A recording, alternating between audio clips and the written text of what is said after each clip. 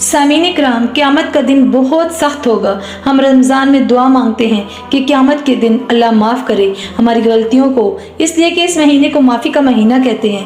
جو بھی سچی توبہ کرتا ہے اللہ تعالیٰ سے، اس کو معاف کر دیتا ہے اللہ تعالیٰ، اور دوبارہ اس گناہ کی طرف اللہ ہم سب کو کبھی پلٹنے کی توفیق نہ دے۔ اللہ سے دعا کرو کہ اللہ رب العزت ہمیں ہمارے نفس کے حوالے نہ کرنا، کیونکہ اگر اس نے ہمیں ہمارے نفس کے حوالے کر دیا تو پھر ہم بدی کی راہ پر بھی چل سکتے ہیں۔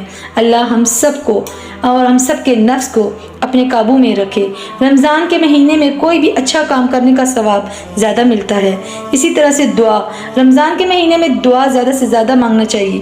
اس مہینے میں شیطان بندہ ہوا ہوتا ہے اور دعائیں بھی زیادہ مقبول ہوتی ہیں، کیونکہ ہم خالص یکسوئی کے ساتھ اللہ رب العزت کو پکار رہے ہوتے ہیں۔ اس لیے بعض دفعہ ہم دعا کرتے ہیں تو شیطان بیچ میں آڑے آتا ہے اور ہمارا دھیان دعا سے ہٹا دیتا ہے، لیکن جب کہ شیطان بندہ ہوا ہوتا ہے اس مہینے میں تو پھر ہم اللہ رب العزت سے خصوصی دعائیں جو مانگتے ہیں، اللہ تعالیٰ وہ خصوصی رحمت اور کرم کے ساتھ ہماری دعا کو قبول کرتا ہے۔ سبحان اللہ۔